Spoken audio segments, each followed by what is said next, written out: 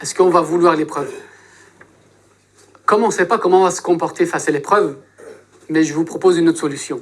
Dites, Ya Rabbi, donne-moi une épreuve pour laquelle je pourrais la supporter.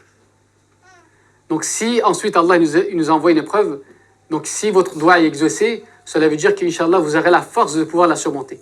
Parce que si on dit à Allah, donne-nous une épreuve, et qu'on ne l'a pas qualifiée, et s'il nous éprouve pour une chose qu'on n'a pas l'habitude, et si on risque de ne pas nous comporter comme il se doit, et donc on aura peut-être perdu cette épreuve-là. Donc on dit, Ya Rabbi, éprouve-moi par une épreuve pour laquelle je pourrais la surmonter. Je ne sais pas si j'ai très bien compris ta question.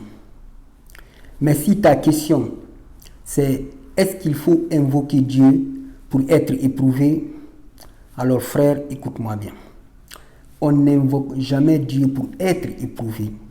Je ne connais aucun savant de l'avoir conseillé. Si quelqu'un connaît, ça me ferait plaisir de le savoir. Mais je crois qu'on n'invoque pas Dieu pour être éprouvé. D'abord, lorsqu'on parle des épreuves, il faut bien comprendre. Les épreuves peuvent ne pas forcément être physiques. Quand je dis physique, c'est-à-dire une maladie par exemple.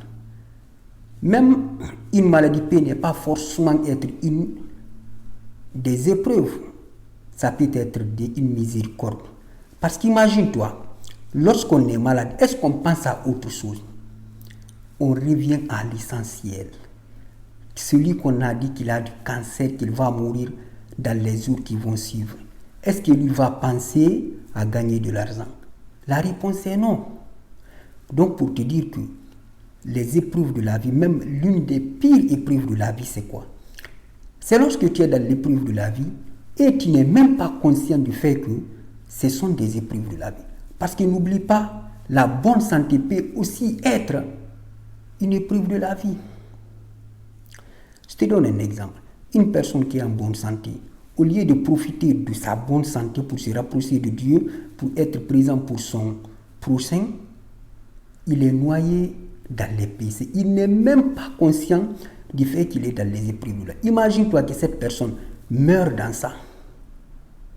Tu es en bonne santé, tu es noyé dans les péchés. Ça, c'est aussi des épreuves de la vie. Donc il faut faire attention et de comprendre les épreuves de la vie. Ne cherche pas des épreuves. On ne cherche pas des épreuves. On n'invoque pas pour avoir des épreuves. Il faut même comprendre une chose. Les épreuves de la vie sont vraiment très différentes. Il y a des épreuves de la vie, mon frère. Seul Dieu, même une maladie, c'est une miséricorde. Comme ce que je suis en train de vivre aujourd'hui. Si ce n'est pas par l'assistance de Dieu, je ne dis pas qu'il est impossible de supporter ça. Parce que Dieu, voilà, là Dieu ne charge à aucune âme une charge supérieure à sa capacité. Alhamdulillah. Sinon, je t'assure mon frère, peut-être je te ferai une autre vidéo pour te dire l'épreuve de la vie que je vis aujourd'hui. Pour te dire qu'on ne cherche pas une fois de plus les épreuves de la vie.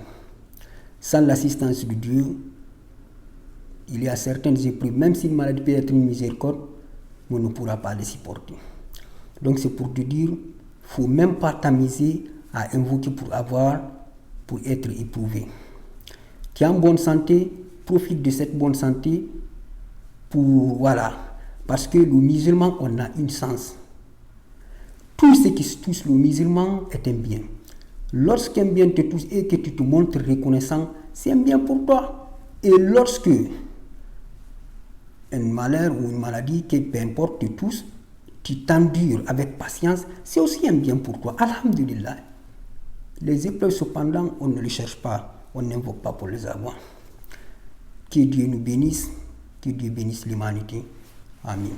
Salut.